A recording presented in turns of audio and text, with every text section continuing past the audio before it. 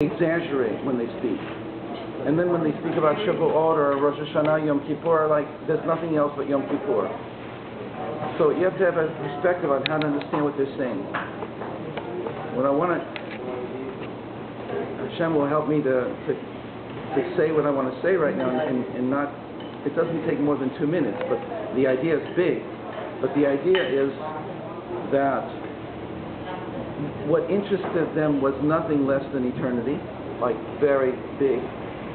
But how eternity manifests in time, right now. And so, every shachrit, or every week, I mean, you can do it from the big to the small, every year, with all of its prayers and all of its meat, all of the mitzvot and all of the things, the whole year, the Jewish year is awesome, right?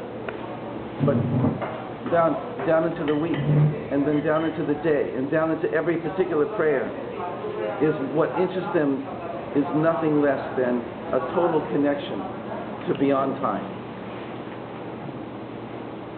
So, just let me explain what I mean and the power of that idea.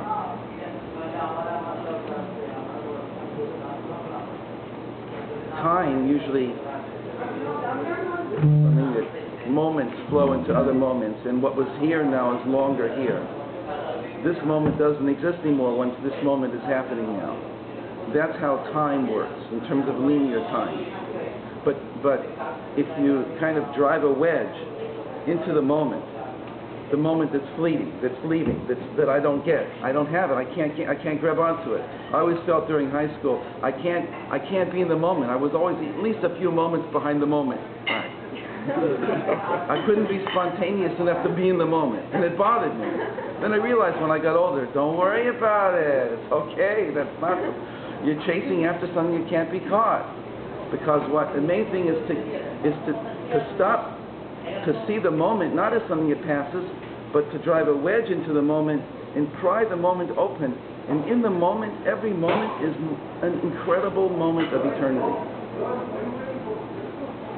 And one of the ways that you can understand this better is that when we're in eternity, whatever that is and wherever that is, we're going to look back at the moments that we lived in this life. And some of those moments we're going to say, I'm so glad I lived that moment. I want to be able to say that about more and more moments. I want my moments here to open up into eternity. That's just words for the moment, but I want my moments to open up into eternity, so that when I'm in eternity, I'll see that every moment that I lived was awesome, every minute. And that paradigm shift, away from the way that the world looks at moments, away from the way that the world is living right now, which is a world that doesn't go anywhere. It tells you it's going somewhere. It tells you it has big plans. Like every year there's new education books, especially in Israel. I'm not sure, maybe here also, probably they're just copying what's here. But every year it has to be a new way of looking at mathematics, a new way, because what was old is like, forget it, it was not the real way. You got to do this way because kids are not really getting it, and now they're going to really get it, right? So Judaism says, like, ground yourself in the past. You can make new things, you can change things. But don't say the past don't create a system where your whole life is running away from the past, as if to some type of ideal future. Because if you don't ground yourself in the past,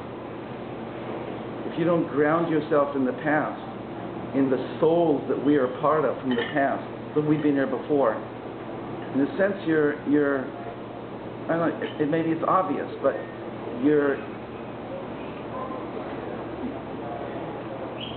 shall I say it? I'll just say it in the positive. It's very important to be grounded in the past and to be moving forward. Because of course I don't want to go backwards. For sure I want to go forwards.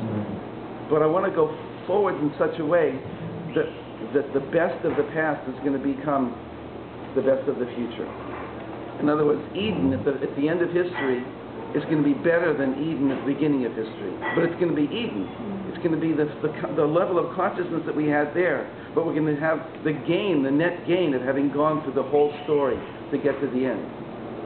And so again, so the Jewish thing with time and how time works is like very different, and we have to own that difference and be able to appreciate the difference. So this whole period of counting the days of the Omer till Shavuos is very much a symbolic thing, but it's really important to be able to know that the whole reason for it is that time is connected. It's not just discrete moments have no connection to each other. The whole idea of counting 49 days is in order to show that each segment, each incremental piece is part of an incredible whole, a symphony. So I'll let you eat. And those of you who didn't order. But please God, I want to clarify some more of this and open up a kind of discussion.